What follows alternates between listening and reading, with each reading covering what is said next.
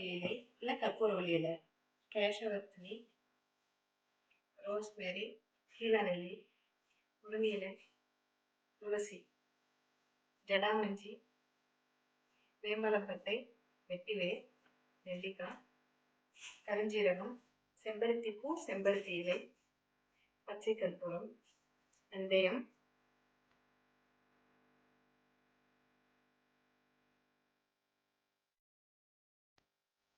1 litre எண்ணெயை இரும்பு கடாயில் காய்ச்சுங்க. அப்போ தான் எண்ணெய் வந்து நல்ல கலர் மாதிரி திக் கன்சிஸ்டன்சியில் வரும். எண்ணெய் சூடேறிச்சு, இந்த கொஞ்சம் நுரம் வந்தோடனே நம்ம எடுத்து வச்சுருக்கிற பொருள் ஒன்றுன்னா நம்ம எண்ணெயில் சேர்த்துக்கலாங்க. ஃபஸ்ட்டு இலையெல்லாம் சேர்த்துக்கலாம்.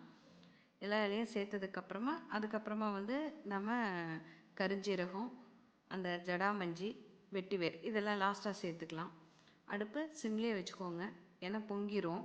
கொஞ்சம் ஃபஸ்ட் டைம் செய்கிறவங்க கொஞ்சம் கேர்ஃபுல்லாக செய்யுங்க. இந்த ஆயில் பார்த்திங்கன்னா டேண்ட்ரஃப் போயிடும், ஹேர் க்ரோத் நல்லாயிருக்கும், நல்லா வாசமாக இருக்கும். இந்த ஆயில் ரெகுலர் ஆயிலாகவே நீங்கள் யூஸ் பண்ணிக்கலாம். அடுப்பை சிம்மில் வச்சு இது பண்ணுங்கள். ஒரு 15 மினிட்ஸ் இந்த இலையோட கலர் நல்லா சேஞ்ச் ஆகி வந்த வாட்டி சிம்மில் வச்சுட்டு பண்ணுங்கள். கேர்ஃபுல்லாக பண்ணுங்கள். பொங்கி கையில் எது சுட்டுக்காதீங்க. எண்ணில் பாருங்கள், இப்போ இப்போவே கலர் மாறிட்டுருக்கு. இன்னும் ஒரு 10 நிமிஷம் சிம்மில் வச்சிங்கன்னா இப்படி கலர் நல்லா மாறி வந்துடும். இப்போ உடனே வந்து நீங்கள் பாட்டிலுக்கு வந்து மாற்ற வேணாம். அப்படியே ஒரு 24 ஹவர்ஸ் அப்படியே இரும்பு கடையிலே விட்டுருங்க. 1 லிட்டருக்கு பார்த்தீங்கன்னா 3/4 லிட்டர் தான் வருது. கலர் இந்த மாதிரி மாறி வரும். உங்களுக்கு ஆயில் வேணுன்னா கமெண்ட் பண்ணுங்கள். தேங்க்யூ.